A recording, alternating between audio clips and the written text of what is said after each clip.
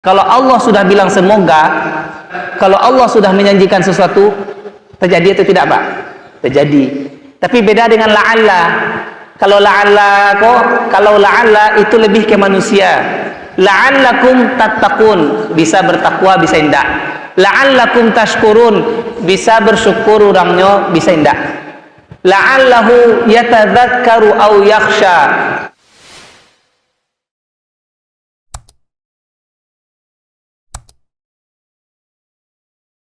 Assalamualaikum warahmatullahi wabarakatuh.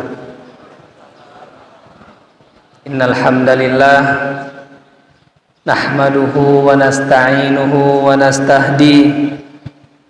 Walhamdulillah huwal awwalu alladhi laysa qablahu syai' wal akhiru alladhi laysa ba'dahu syai'. والظاهر الذي ليس فوقه شيء والباطن الذي ليس دونه شيء على العرش استوى له ما في السماوات وما في الأرض وما بينهما وما تحت الثرى يعلم ما في السماوات وما في الأرض وعنده مفاتح الغيب لا يعلمها إلا هو ويعلم ما في البر والبحر وما تسقط من ورقة إلا يعلمها ولا حبة في ظلمات الأرض ولا رطب ولا يابس إلا في كتاب مبين وأصلي وأسلم وأبارك على سيدنا ومولانا محمد بن عبد الله رسول الله صلى الله عليه وسلم الذي بلغ الرسالة وأدى الأمانة ونصح الأمة وجاهد في الله حق جهاده حتى أتاه اليقين وصلى الله عليه وعلى آله وأصحابه ومن سار على نهجه إلى يوم الدين أما بعد. Bapak, ibu-ibu, sidang jamaah subuh yang dirahmati oleh Allah, tidak terasa kita sudah berada di puasa ke 22, Ustaz ya. 22 malam 23 berarti ya. Berarti tersisa ya berapa malam ganjil lagi, tersisa beberapa hari lagi. Tapi insya Allah hendaknya atau semoga kita berharap kepada Allah puasa tahun ini benar-benar menghadiahkan ketakwaan pada kita. Karena beda Bapak Ibu. La'alla, kalau di ayat itu kan ada kata la'allakum. Itu kalau la'alla itu bisa jadi, bisa indah. Jadi Ustaz, kalau la'alla itu namanya litamanni atau litaraji. Itu kata bahasa Arab yang berarti agar, seakan-akan jadi insyaallah. Tapi beda dengan asa. Ada lagi kata yang mirip namanya asa, itu juga semoga, tapi itu pasti terjadi. Nah, ini bedanya. Kalau asa itu biasanya terjadi, diantaranya firman Allah dalam surah Al-Isra, asa ayyab'atsaka rabbuka maqaman mahmuda wa minal laili fatahajjad bihi nafilatan laka asa. Dan diantara sepertiga malam atau di malam hari, fatahajjad bihi, bertahajudlah kalian. Ini kenapa kita bertahajud malam, lebih-lebih lagi di 10 malam terakhir. Asa, asa itu kan kalau kita lihat terjemahan itu semoga. Tapi kalau asa ini dari Allah biasanya. Asa ayyab'atsaka. Kalau Allah sudah bilang semoga, kalau Allah sudah bilang kalau Allah sudah bilang semoga, dan kalau Allah sudah menjanjikan sesuatu, terjadi atau tidak, Pak? Terjadi. Tapi beda dengan la'alla. Kalau la'alla itu lebih ke manusia. La'allakum tattaqun, bisa bertakwa, bisa indah. La'allakum tashkurun, bisa bersyukur orangnya, bisa indah. La'allahu yatadzakkaru aw yakhsha. Apa yang terjadi di surat Abasa itu? La'allahu yatadzakkaru aw yakhsha. Lam yatadzakkar wa lam yakhsha. indak mengambil ibrah orang kufar Quraisy itu, kafir Quraisy, indak lo takwik kepada Allah. Itu beda la'alla sama asa, tapi artinya sama. Kalau kita lihat di Quran terjemah Kemenak itu, Ambo pernah memberikan masukan ke beberapa lajnah tasihih mushaf di Jakarta, itu beberapa terjemahan lebih detail atau lebih biar lebih mudah dipahami. Nah, di antaranya seperti itu. Jadi kalau ketemu la'alla itu berarti la'allahum yashkurun, berarti kadang bersyukur, kadang tidak. Kita berharap semoga takwa atau semoga puasa ini benar-benar mendapatkan nilai yang terbaik. La'allakum tattaqun, memang kita bertakwa. Itu. Karena ada dominan kan. Jadi puasa ini ada dua kemungkinan, kita bertakwa atau tidak. Itu terjadi karena la'alla. Oke. Terus Bapak Ibu, karena kita sudah di akhir ini, kita tentunya kita rujuk lagi. Ya, sebenarnya kajiannya mungkin kajian biasa terulang, tapi takwa itu perlu kita ingat Bapak Ibu. Takwa itu erat kaitannya dengan rukun iman, dengan iman. Makanya kenapa di awal Al-Qur'an kita temukan dzalikal kitabul la raiba fihi hudal lil muttaqin. Setelah itu apa? Alladzina yu'minun. Jadi kalau sudah berbicara takwa berarti langsung ada iman di situ Bapak Ibu. Maka dari itu, karena kita di bulan Ramadan, saya atau Ambo ingin mengulang-ulang kaji tentang rukun iman kok. Rukun iman kok jarang orang membahas. Iman kepada Allah jarang. Iman kepada malaikat, awak tahu malaikat Jibril, malaikat Mikail, Israfil, malaikat maut. Tapi awak tidak tahu, pasti tidak tahu cerita lebih lengkapnya, lebih terperincinya di mana posisi malaikat. Dan pernah kemarin saya ceritakan di langit itu penuh aja malaikat. Langit itu penuh Pak. Langit 1, langit 2, langit 3, langit 4, langit sampai langit ke-7 itu penuh dengan malaikat. Bahkan tidak ada seluang, bahkan sebesar ini pun tidak ada luang daerah. Semuanya penuh dengan malaikat. Ada yang sujud, ada yang berzikir, ada yang berdoa, macam-macam malaikat itu. Terus langit itu pun punya pintu. Dan pintu yang terdekat dengan bumi itu di Masjidil Aqsa. Makanya Isra itu, kenapa kan bisa jadi kita bertanya, Ustadz, kenapa tidak Nabi dari Mekah aja langsung ke langit? Tidak. Makanya melakukan perjalanan dulu ke Masjidil Aqsa karena pintu terdekat, pintu langit terdekat dengan bumi itu di Masjidil Aqsa. Istilahnya ada jalan pintas. Jadi kalau ingin ke Padang, ada jalan pintasnya lebih dekat seperti itu. Jadi daripada Nabi naik dari Mekah langsung ke ke Sidratul Muntaha atau ke langit, Nabi mengadakan perjalanan dulu ke Masjidil Aqsa karena pintu langit terdekat itu di dalam tafsirnya seperti itu. Oke. Tadi takwa dengan iman. Jadi takwa itu butuh iman. Takwa itu buah, pondasinya itu iman. Jadi mengkaji kembali keimanan itu penting sekali di bulan Ramadan ini. Karena kan kalau banyak baik, mungkin kita langsung ini. Jadi iman yang ingin saya sampaikan di sini itu adalah iman. Kalau iman kepada malaikat mungkin lain waktu lah. Ini iman kepada Rasul. Kita mengimani adanya nabi-nabi dan Rasul. Maksud saya apa? Maksud saya nabi dan Rasul sebagai contoh dan tauladan. Mungkin di sini kita ambil surah. Ini berapa lama kok Ustaz? Kok panjang kok? Mohon maaf. Kita ambil biar kita mengkaji ayat ya. Jadi apa kata Rasulullah? Ma jalasa qaumun fi baitin min buyutillah, tidaklah suatu kaum seperti kita ini duduk mendengarkan fi baitin min buyutillah yatluna kitaballah. Ada ustaz yang baca ayat, makanya mau baca ayat biar lebih lengkap. Rahmat Allah itu turun. Illa wa nazalat alaihimus sakinah, awak tenang. Makanya Bapak Ibu kalau ada masalah di rumah lari ke masjid, jangan lari ke media massa Facebook, itu lari ke masjid, cari kajian, carian. Oke, kita langsung buka di siko juz 3 ayat surah Al-Baqarah ayat 253 yang berbunyi tilkar rusulu faddalna ba'dahum ala ba'd. Tilkar rusulu faddalna ba'dahum ala ba'd. Kurang lebih arti terjemahan di sini, rasul-rasul itu kami lebihkan sebagian mereka dari sebagian yang lain. Nah, cukup itu aja dulu.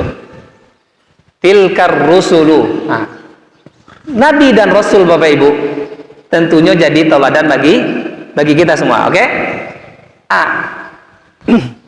Nabi dan rasul ini di Al-Qur'an itu diungkapkan dengan beberapa kata.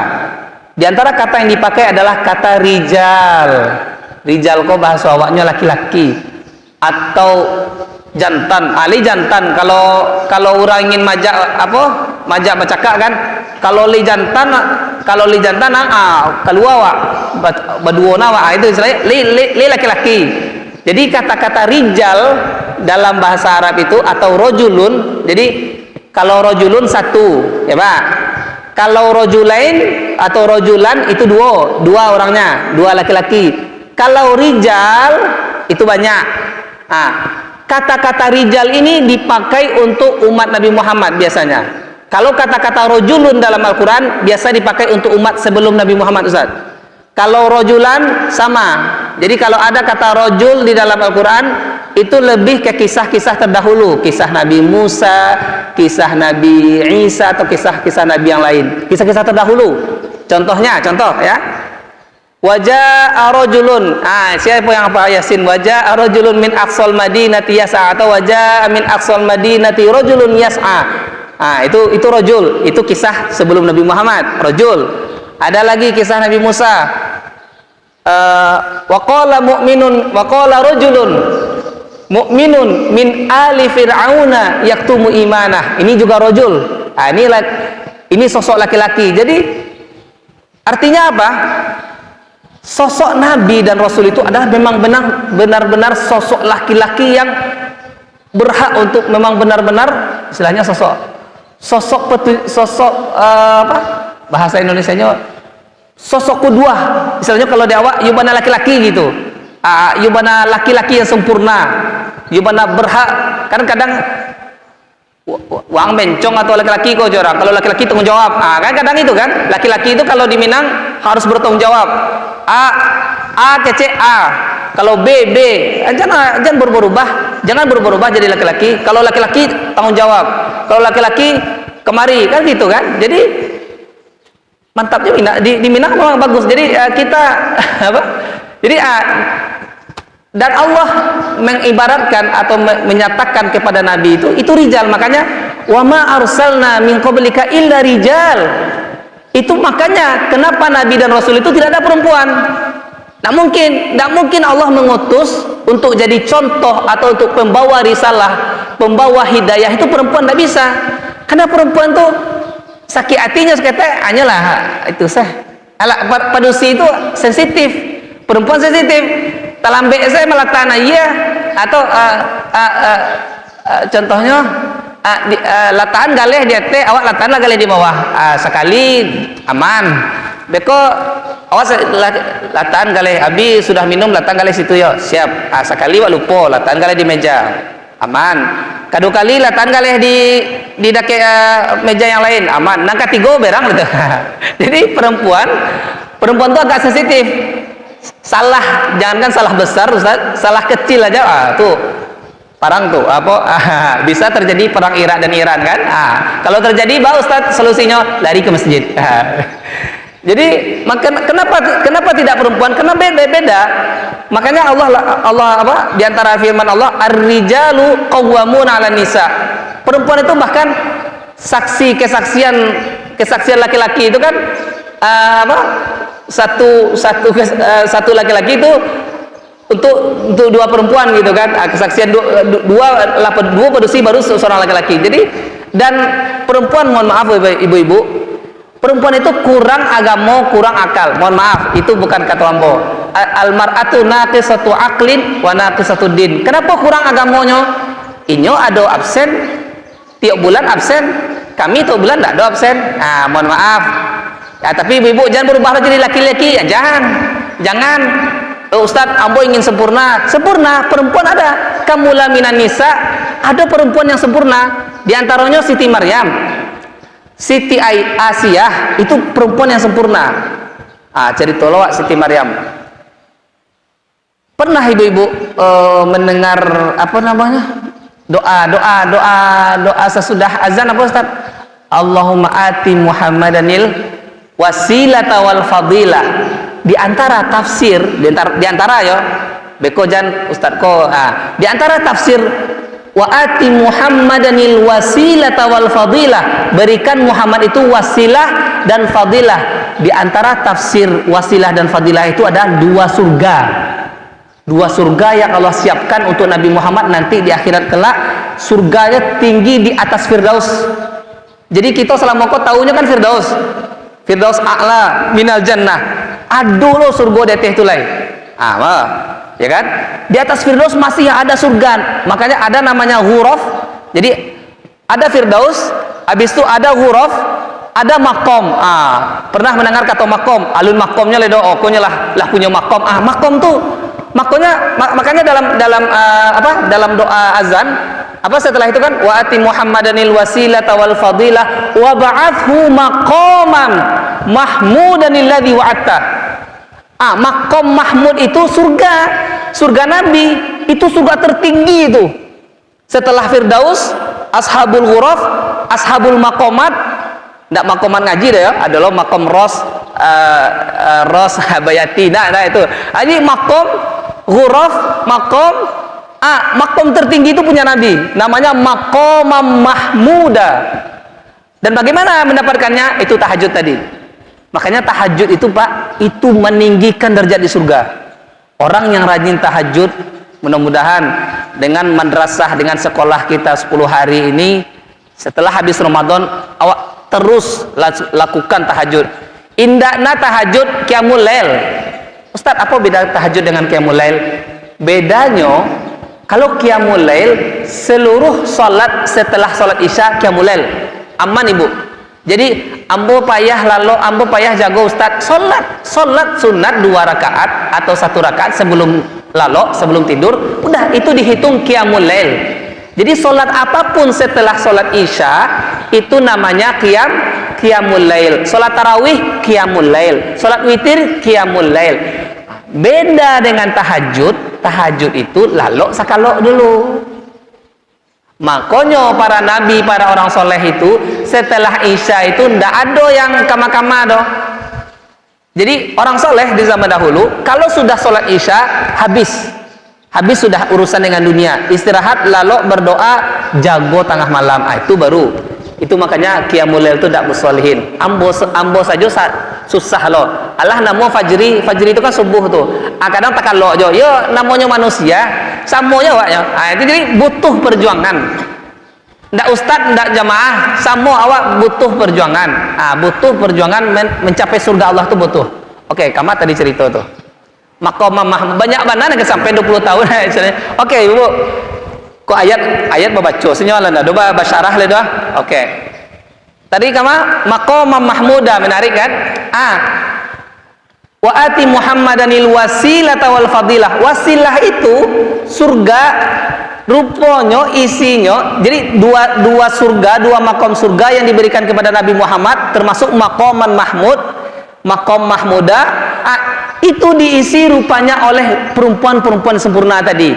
Salah satunya diisi oleh Siti Maryam, salah satunya diisi oleh Siti Asiyah, istrinya Firaun.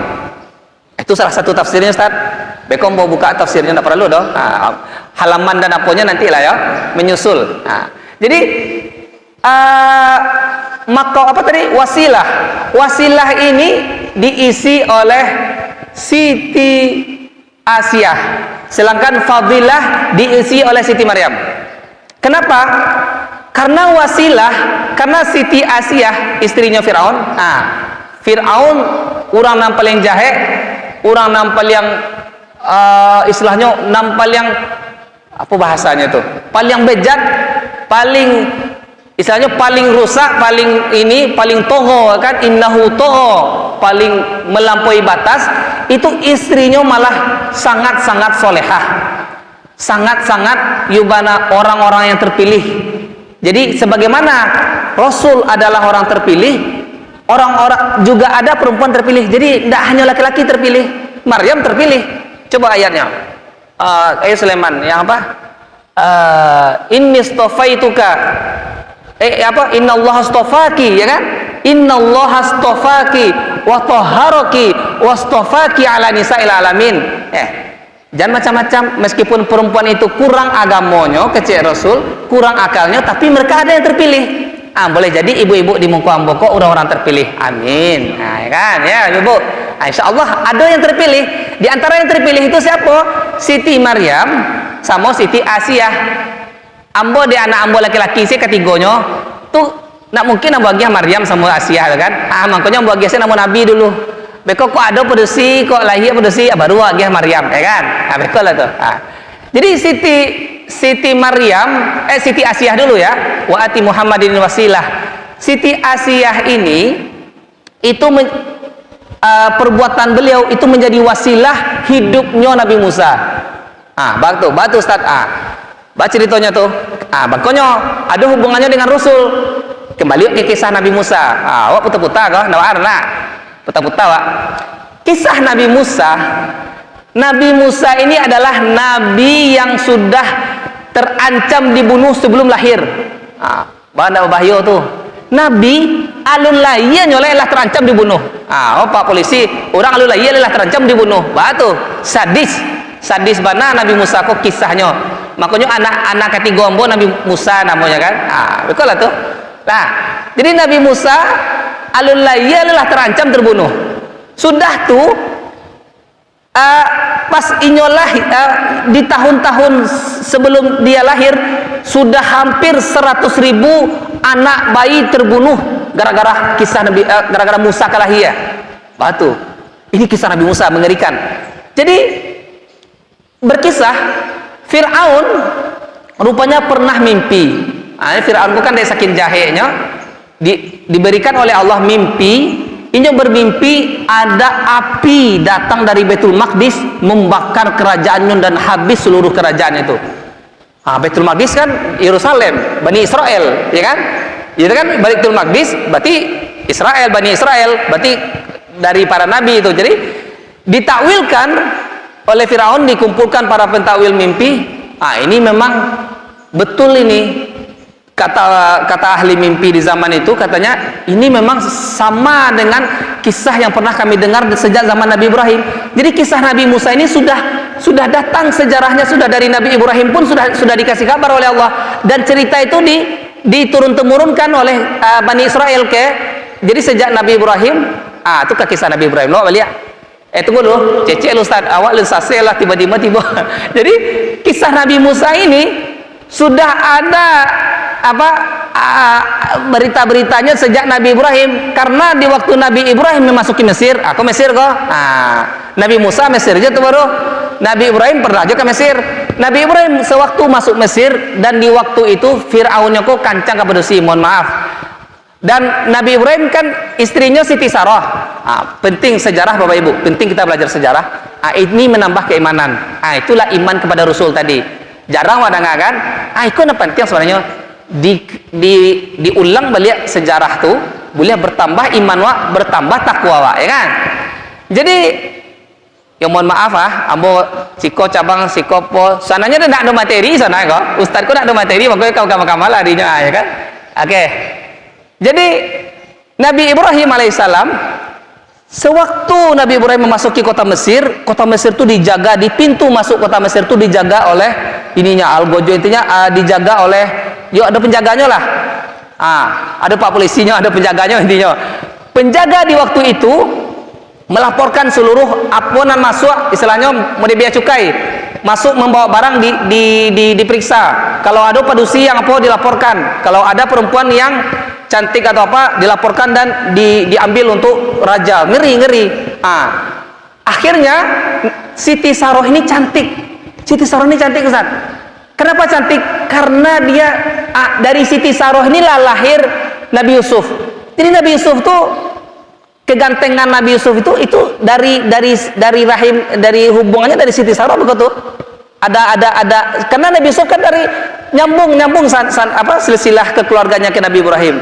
Dia termasuk dari Siti Saroh, dan Siti Saroh pun dapat warisan kecantikan dari Siti Hawa. Siti Hawa cantik pula. Panjang cerita begitu. Tuh cerita kecantikan, cerita skincare lah begitu tuh. Jadi Nabi Ibrahim sewaktu memasuki kota Mesir ini, disembunyikanlah Siti Saroh itu di dalam kota. Tak bayang tak kisah-kisah dulu orang punya garobak, garobak itu apa sih Indonesia itu? Gerobak. ada itu tak pandai lo gerobak. Ada lah gerobak, paham apa ya? Ada gerobak diisi jo bareh gandum dan yang lain. Di mana apa lo disuruh masuk Siti Saroh. Baru diisi jauh bare gandum tatutui intinya bahan makanan lah, masuk ke kota Mesir. Kenapa? Karena Nabi Ibrahim penyemburu. Inyo tahu, kalau sempat Raja Firaun tahu beliau memiliki istri, beko tambi Nabi Ibrahim memiliki siasat masukkan ke dalam masukkan bare itunya seperti itu lewat. Terus kata penjaga itunya, penjaga pintu masuk ke Mesir, apa ini kan misalnya ini apa ini, katakan ini bahan makanan, coba buka, kan dibuka. Oke, lewat kata penjaga tadi.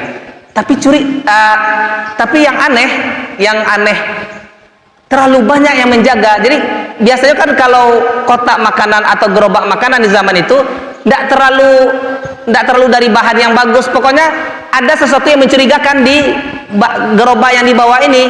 Jadi bentuk gerobaknya ndak kayak lebih bagus daripada kotak makanan, atau terlalu berat atau apa. Akhirnya pas lewat, penjaga itu kok aneh ya, tunggu. Jadi awalnya sudah lewat, akhirnya ada curiga, tunggu, kata penjaga itu. Dibuka, rupanya memang ada Siti Saroh, mukanya bersinar. Akhirnya ini rupanya yang disembunyikan, katakan karena cukai. Aku kena cukai ke Pak. Karena cukai, diambillah barang itu, diambillah Siti Saroh, dikirim ke Firaun. Bangih, marah besar Nabi Ibrahim. Nabi Ibrahim berdoa kepada Allah. Mohon maaf. Berdoa kepada Allah. Akhirnya dengan kuasa Allah bukakan ghaib kepada Nabi Ibrahim. Jadi nampaklah Allah ingin tenang, istri kamu nggak apa-apa, dibukakanlah oleh Allah tabir ghaib yang tak nampak bahwasanya nampak kayak video gitu, nampak CCTV, nampak di Nabi Ibrahim istrinya ini nggak apa-apa. Jadi baru Firaun ingin mendake, langsung tangannya istilahnya langsung itulah istilahnya baru mau mendekat Firaun di masa itu, kena stroke istilahnya langsungnya, atau tidak bisa, intinya tidak bisa disentuh rupanya. Disitulah Nabi Ibrahim tenang. Kok kisah ke Ibrahim? Jadi di masa Nabi Ibrahim itulah Allah sampaikan kepada Nabi Ibrahim, ya Ibrahim, Fir'aun modeko suatu saat akan hancur di tangan Nabi dari golongan engkau, dari keturunan engkau. Itu penyenang hati Nabi Ibrahim. Makanya Allah sampaikan suatu saat nanti kerajaan Fir'aun yang bejat atau yang melampaui batas ini akan dihancurkan, akan aku hancurkan, kata Allah, akan hancur di tangan Nabi dari keluarga engkau. Tenang saya. Nabi Ibrahim mengira dari itu akan terjadi di zaman Nabi Yusuf, ya kan? Nabi Yusuf keturunan Nabi Ibrahim. Tetapi Nabi Yusuf tidak terjadi itu. Karena Nabi Yusuf, sewaktu Nabi Yusuf berada di Mesir, Fir'aun di zaman itu masuk Islam, ya kan? Nonton filmnya, Fir'aun di zaman itu masuk Islam. Tapi setelah meninggalnya Nabi Yusuf, balik penyakit tadi berarti Fir'aun di masa Nabi Yusuf tidak berakhir. Kapan berakhirnya? Baru di zaman Nabi Musa. Jadi kisah atau cerita bahwasanya akan ada seorang nabi yang lahir di kalangan Bani Israel yang akan menghancurkan Fir'aun ke akar-akarnya itu sudah ada. Sewaktu Fir'aun tadi, kita kembali ke kisah Nabi Musa ya Bapak. Sewaktu Fir'aun bermimpi ada api yang datang dari Yerusalem, dari Masjidil Aqsa, akan membumi hanguskan kerajaan Fir'aun, itu cocok dengan yang berita-berita datang dari kisah Nabi Ibrahim itu. Siapa? Dari itulah Fir'aun dikumpulkan Dikumpulkan, siapa yang dikumpulkan? Perkumpulan pertama, Fir'aun itu mengumpulkan dukun-dukun beranak. Dukun beranak dikumpulkan. Kenapa? Karena kan akan lahir. Kan katanya kan akan lahir seorang pemuda atau anak-anak yang akan menghancurkan kerajaanmu. Jadi dikumpulkanlah dukun beranak. Lah, dikumpulkan kumpul beranak, diperintah, siapa saja dari kalian yang bisa membawa kepala bayi laki-laki lahir, saya beri hadiah. Itu kesepakatan pertama. Dan itu terjadi tahun berapa tahun sampai akhirnya mengadu orang-orang Mesir ini. Jadi orang Mesir mengadu, berkumpul lagi perkumpulan kedua. Perkumpulan kedua apa isinya? Kata orang Mesir kepada Firaun, Firaun, ini masalah ini. Kalau setiap tahun engkau bunuh anak-anak yang lahir laki-laki, siapa nanti yang menjadi pembantu kita? Kan orang Mesir ini kan pembantunya Bani Israel. Bani Israel kan tertindas lah istilahnya, orang bawahan. Kalau cuman perempuan, terus yang laki-laki cuman orang yang tua-tua, siapa nanti siapa nanti yang akan yang akan mengangkat yang berat-berat, yang pekerja berat siapa nanti? Budak-budak yang bekerja berat siapa kalau kamu bumi hanguskan seluruh laki-laki? Makanya muncullah keputusan terbaru, update status terbaru, atau ya press release terbaru, makanya setahun dibunuh, setahun nindak. Itulah mulai kisah Nabi Musa. Saya cukupkan sampai di sini Bapak Ibu. Insya Allah kita ketemu lagi di lain kesempatan. Nanti saya lanjutkan. Wabillahi taufiq wal hidayah. Wassalamualaikum warahmatullahi wabarakatuh.